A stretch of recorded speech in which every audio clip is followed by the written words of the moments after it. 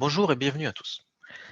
Je m'appelle Philippe Lassalle, je suis architecte IA chez DataRobot et je vais vous présenter aujourd'hui notre solution MLOps. Avant tout, quelques mots sur l'entreprise. DataRobot a été fondé en 2012 avec pour vocation de faciliter l'usage du machine learning et de l'IA en entreprise. La plateforme fournit aujourd'hui des outils adaptés à chaque étape du cycle de vie d'un projet IA, depuis la préparation des données et la création des modèles jusqu'à leur déploiement et monitoring dans le temps. La société compte aujourd'hui un peu plus de 1200 personnes à travers le monde sur les 5 continents, dont 600 ingénieurs et data scientists œuvrant à l'amélioration de nos solutions. Bien que le focus d'aujourd'hui soit axé sur la partie MLOps et les problématiques associées au déploiement de modèles en production, DataRobot fournit également des outils pour faciliter à la fois la préparation des données et la création des modèles. Il est également important de noter que la plateforme est complètement agnostique. En effet, DataRobot peut être déployé à la fois sur des infrastructures on-prem et cloud. Un cloud managé est d'ailleurs également à disposition de nos clients. Au travers et grâce à de nombreux échanges réalisés avec nos clients et prospects, nous avons identifié qu'il est assez courant que des organisations se confrontent à des difficultés lorsqu'elles sont sur le point de déployer des modèles en production. La première difficulté qui ressort régulièrement est liée à la complexité technique de déployer un modèle et de le rendre accessible aux utilisateurs finaux. Souvent, les technologies utilisées lors de la création de modèles sont très hétérogènes et il n'est pas rare qu'il faille implémenter un haut degré de customisation lors du déploiement. Cela nécessite donc l'intervention de profils IT avancés et potentiellement la construction de pipelines de déploiement complexes et difficiles à maintenir et faire évoluer dans le temps. La seconde difficulté est liée à la gestion des risques associés à ces modèles déployés. Étant donné que les prédictions générées par ces modèles ont pour vocation à être utilisées pour prendre des actions business, une mauvaise prédiction peut avoir un impact colossal sur les revenus ou l'image de marque d'une société. Il est donc critique de bénéficier des outils nécessaires pour contenir et contrôler ce risque. Le dernier point est souvent lié à une stratégie d'entreprise. Comment démocratiser l'IA dans toutes les entités et comment augmenter l'adoption de l'IA dans l'entreprise. Pour arriver à ces objectifs, il sera certainement nécessaire, à moyen ou long terme, d'étendre le machine learning au-delà des équipes de data science.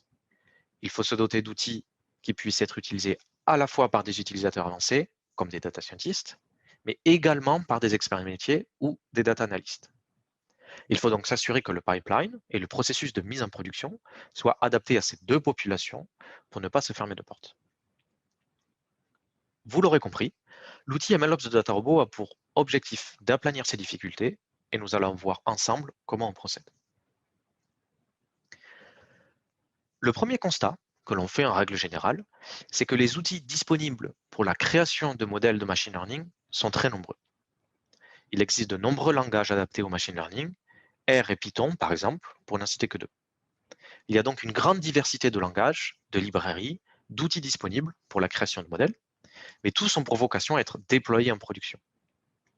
L'objectif de DataRobot ici est de fournir une plateforme centralisée qui vous permettra de déployer tous ces modèles, quel que soit le langage que vous aurez utilisé pour le construire. Et cela tout en bénéficiant des outils de gouvernance, de monitoring et de gestion du cycle de vie nécessaires pour garder sous contrôle les risques associés à ces modèles. Ces outils sont d'ailleurs disponibles de manière native. Pour tous vos déploiements, vous n'aurez pas besoin de coder quoi que ce soit pour en bénéficier. Vous l'aurez certainement compris, nous ne cherchons pas ici à standardiser la façon dont vous allez produire vos modèles, mais plutôt standardiser le processus de déploiement pour le rendre aussi simple et complet que possible. Un autre point que je voudrais mettre en évidence, c'est la capacité qu'a DataRobot de monitorer des modèles déployés à l'extérieur de la plateforme. En effet, vous pouvez déployer vos modèles via DataRobot et ainsi les exposer via une API de prédiction, mais vous pouvez également les déployer à l'extérieur, à l'emplacement de votre choix, par exemple via un cluster Kubernetes, et malgré tout centraliser le monitoring dans DataRobot. Le maître mot est donc ici flexibilité. Vous avez la capacité de déployer n'importe quel modèle, qu'il soit open source ou DataRobot, n'importe où, tout en bénéficiant des outils nécessaires à leur gouvernance et monitoring. Je vais maintenant passer à la démonstration. Ce que vous voyez à l'écran, à présent, c'est le Cloud Manager de DataRobot. Je me suis connecté ici avec mon compte utilisateur et je suis allé dans la section déploiement de mon compte. Ici, vous voyez une liste de déploiements auxquels j'ai accès, peut-être parce que j'en suis le propriétaire ou parce qu'ils m'ont été partagés. L'ensemble de ces déploiements utilise un modèle pour générer des prédictions et l'ensemble de ces déploiements sont accessibles au travers d'une API de prédiction qui pourra être utilisée par n'importe quelle application tierce pour venir consommer des prédictions. Notez d'ailleurs que deux API sont disponibles, une API qui permettra des pipelines en temps réel et une API qui permettra des pipelines en batch. Pour l'ensemble de ces déploiements, on va avoir à disposition un certain nombre de fonctionnalités d'outils, de gouvernance, de monitoring et de gestion du cycle de vie. Si je sélectionne le premier déploiement auquel j'ai accès, je vais avoir à disposition l'ensemble des informations associées à la gouvernance de mon modèle. Je vais, dans un premier temps, savoir si ce modèle est un modèle qui a été construit à l'extérieur de DataRobot ou si c'est un modèle qui a été construit à l'intérieur de DataRobot via les outils AutoML ou AutoTimeSeries de DataRobot. En l'occurrence, le modèle que j'ai choisi est bien un modèle qui a été construit à l'extérieur de DataRobot. Il s'agit d'un modèle en Python qui utilise une librairie scikit-learn qui a été uploadé dans DataRobot. Je vous montrerai d'ailleurs un peu plus tard comment uploader un modèle dans DataRobot. J'ai également à disposition l'ensemble des informations liées au lineage de ce modèle. Je sais donc qui a déployé ce modèle, quand est-ce qu'il a été déployé, qui a approuvé ce modèle, et toute modification qui sera apposée sur ce déploiement sera traquée et mise à disposition des utilisateurs. Vous avez d'ores et déjà identifié les trois statuts de monitoring qui sont disponibles dans DataRobot: le service, la dérive de données et la précision. Ces trois outils de monitoring sont disponibles de manière native, comme je l'ai mentionné auparavant, pour n'importe quel modèle déployé dans DataRobot, encore une fois que ce soit un modèle DataRobot ou non DataRobot. À ce niveau-là, cela ne fait plus de différence. Ici, ce que l'on voit, c'est un monitoring technique associé à notre modèle. On va avoir des informations comme le nombre de requêtes qui ont été reçues par ce modèle et par ce déploiement, le nombre de prédictions qui ont été générées, le nombre de consommateurs qui viennent consommer des prédictions, la latence moyenne de génération d'une prédiction. Et bien entendu, on peut obtenir ces KPI pour n'importe quel intervalle de temps. Donc, on a la possibilité de modifier l'intervalle de temps qui sera utilisé par DataRobot pour fournir ces différents KPI. Le second niveau de monitoring est un monitoring sur la dérive de données. Donc ici, il ne s'agit plus d'un monitoring purement technique, mais d'un monitoring qui va nous permettre d'avoir une information sur la qualité de notre modèle dans le temps. Ce que va faire DataRobot ici, c'est comparer la distribution de nos données entre le dataset qui aura été utilisé pour entraîner le modèle et les données qui sont utilisées aujourd'hui pour générer des prédictions. Ce que vous voyez sur la gauche ici, c'est un graphique qui liste l'ensemble des features importantes utilisées par ce modèle. Donc, chaque point correspond à une des features par le modèle pour générer des prédictions. Et pour chacune d'entre elles, DataRobot va nous fournir la différence entre la distribution du dataset de training et la distribution des données qu'on utilise aujourd'hui pour générer des prédictions. Et si jamais il s'avère que la distribution de la donnée dérive, DataRobot sera en mesure de nous alerter de manière proactive. Et d'ailleurs, ces alertings via email ou via outils de messaging type Slack sont disponibles pour l'ensemble des trois monitoring. Donc, DataRobot sera en mesure de nous alerter dans le cas de figure où la donnée dérive. Et ce que cela peut indiquer, c'est que éventuellement, le comportement de nos clients a changé ou que certains process internes ont été modifiés et peut-être que ça indique à l'utilisateur qu'il est nécessaire de réentraîner le modèle sur un jeu de données plus récent pour assurer la qualité et la précision du modèle dans le temps. Le troisième niveau de monitoring, c'est un monitoring sur la précision de notre modèle. Ici, l'idée, c'est de fournir à l'utilisateur une loupe de feedback.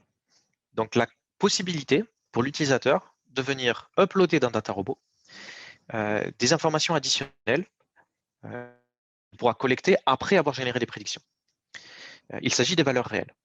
Si l'utilisateur est en mesure, après avoir généré des prédictions, de collecter des informations sur ce qu'il s'est réellement passé dans la réalité, à savoir les valeurs actuelles,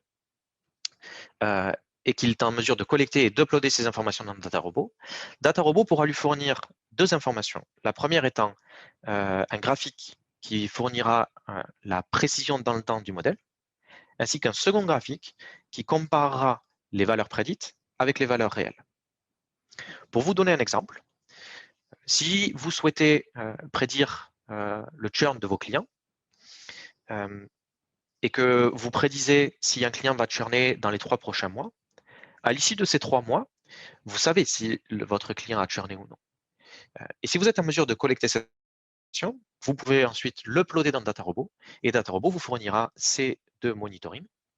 Et d'ailleurs, un alerting automatique est configurable pour ce monitoring de précision également. Une autre fonctionnalité que je voudrais mettre en avant, c'est la fonctionnalité de Challenger. Donc la fonctionnalité de Challenger vous permet de venir référencer plus d'un modèle pour chacun de vos déploiements. Ici, ce que vous voyez, c'est que ce déploiement utilise comme modèle champion ce modèle qui a été construit à l'extérieur de DataRobot et déployé dans DataRobot.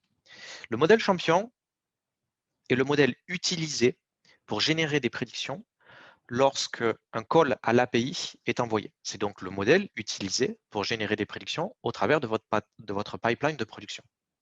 Néanmoins, si vous avez d'autres modèles qui semblent se comporter de manière intéressante, vous avez la possibilité de venir les référencer dans le déploiement.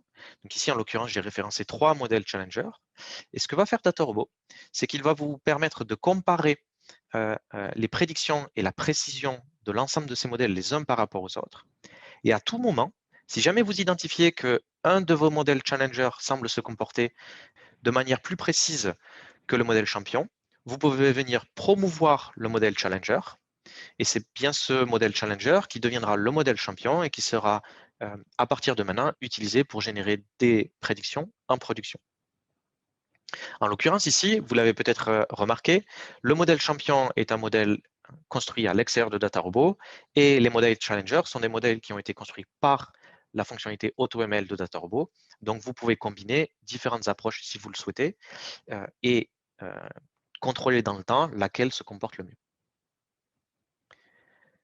Dernière fonctionnalité, avant que je puisse vous montrer comment uploader votre propre modèle dans DataRobot, il s'agit des règles d'humilité.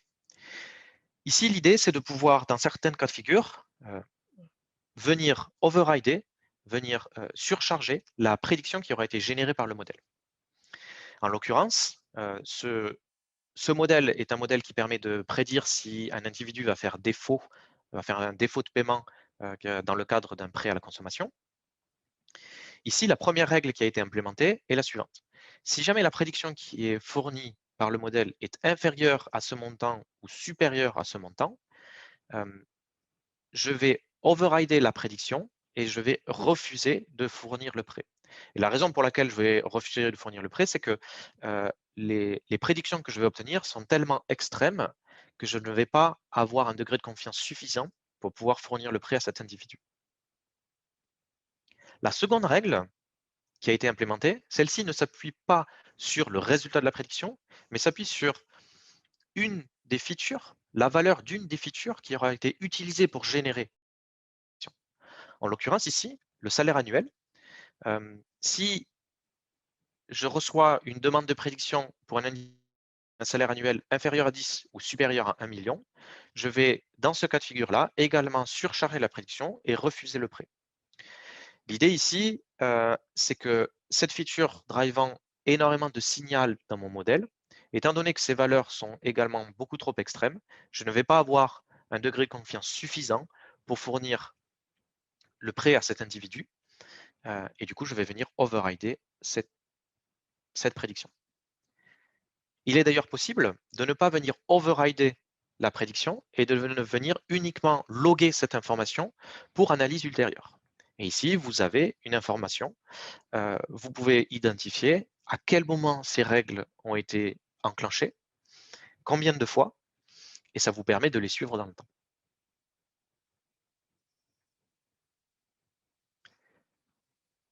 Je vais maintenant vous expliquer comment uploader votre propre modèle dans DataRobot. Partons du principe que vous avez construit un modèle. Dans mon cas de figure, il s'agit d'un modèle en Python. C'est un modèle qui utilise la librairie scikit-learn. Et c'est ce modèle que je vais vouloir déployer et rendre accessible au travers de DataRobot. J'ai ici le modèle sérialisé en format Pickle et un petit il s'agit d'un petit code qui va me permettre d'appliquer des étapes de pre-processing et de post-processing si jamais je le souhaite. Pour uploader votre propre modèle dans DataRobot, vous devez aller dans la partie registre de modèle et créer un nouveau modèle. Je vais créer un nouveau modèle. Dans mon cas de figure, il s'agit d'un modèle de régression. Ma target, voici ma target. J'ajoute le modèle. Ce que va faire DataRobot, c'est dans un premier temps créer une coquille vide dans laquelle je vais pouvoir venir uploader les différents artefacts qui vont être nécessaires au déploiement de mon modèle. Dans un premier temps, DataRobot va me demander de venir sélectionner l'environnement qui va être utilisé par DataRobot pour déployer votre modèle. Cet environnement n'est ni plus ni moins qu'une image Docker dans laquelle vous avez l'ensemble des dépendances, des librairies qui sont nécessaires à l'exécution de votre modèle. Vous pouvez d'ailleurs voir que DataRobot fournit par défaut un certain nombre d'environnements, mais vous pouvez à tout moment uploader votre propre environnement si jamais vous le souhaitez. Ici, DataRobot fournit des environnements natifs pour Python et R. En l'occurrence, mon modèle étant un modèle Python qui utilise du scikit-learn, je vais sélectionner l'environnement Python 3 scikit-learn. Une fois que j'ai mon environnement, DataRobot va me demander d'uploader les différents artefacts, à savoir le modèle sérialisé, de façon à ce qu'il puisse être déployé. J'ai trois options pour uploader mon modèle. Je pourrais faire un drag and drop dans l'interface. Et il y a également l'esprit que toutes les actions que vous pouvez réaliser au travers de l'interface peuvent être réalisées au travers d'une API. Donc, vous pourriez automatiser l'intégralité du process et d'ailleurs, potentiellement, gérer ce process au travers d'un pipeline de CI/CD si jamais vous utilisez ce genre de technologie. L'autre possibilité, c'est de se connecter à un repository distant et de demander à DataRobot d'aller collecter les différents artefacts. En l'occurrence, mon modèle est stocké dans un repository et je vais demander à DataRobot de venir aller collecter ces différents artefacts. Le repository est d'ores et déjà configuré dans mon cas de figure, donc je vais le sélectionner. Ensuite, je vais venir identifier quelle est la branche que je vais vouloir utiliser et je vais aller fournir à DataRobot le chemin à utiliser pour venir collecter ces différents artefacts.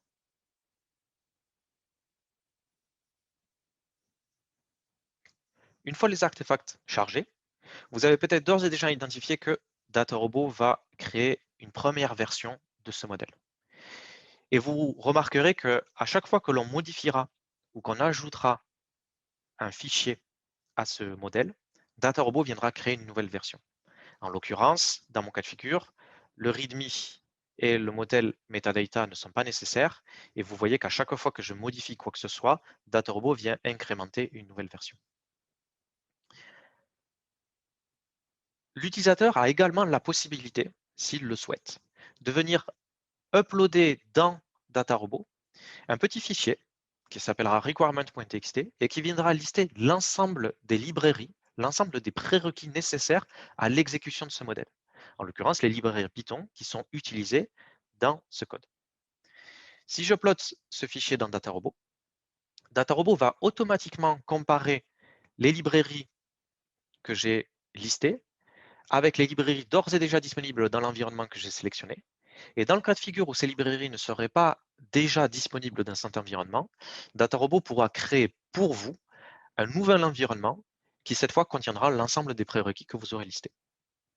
Donc ici, si vous avez des utilisateurs qui n'ont pas d'expertise technique sur la containerisation de modèles, ils pourront se contenter d'uploader leur modèle sérialisé avec les différents prérequis nécessaires et c'est DataRobot qui s'occupera de créer les environnements nécessaires à leur exécution. Une fois cet environnement créé, DataRobot vous permettra et vous demandera d'ailleurs de venir tester ce modèle. Et c'est DataRobot qui s'occupera de tester le modèle. Il s'agit ici de conduire des tests d'intégration pour s'assurer de la stabilité du modèle une fois qu'il sera déployé en production. Donc on veut s'assurer que le modèle sera suffisamment stable pour être utilisé par des pipelines de production. Et DataRobot conduira de manière automatique un certain nombre de tests pour vous, qui pourront d'ailleurs être lancés de manière automatique via une API. Une fois que ces tests sont conduits, il sera alors possible de déployer le modèle. Et une fois le modèle déployé, il sera accessible dans la liste des modèles déployés sous l'onglet déploiement et sera donc accessible au travers de l'API de prédiction par des applications tierces qui souhaiteraient consommer ces prédictions. En conclusion, l'outil MLOps de DataRobot permet donc d'accélérer et de simplifier le déploiement de tous vos modèles, quelle que soit leur origine, tout en bénéficiant des outils de gouvernance et de monitoring qui vous seront d'ailleurs indispensables pour garantir la qualité et la précision de vos prédictions. Il s'agit donc ici de gagner en productivité dans la phase de déploiement et de contrôler les risques associés à vos projets IA. Merci pour votre écoute. Et si jamais vous avez des questions, n'hésitez pas à les poser pendant la session de questions-réponses. Merci à tous. Bonne journée et au revoir.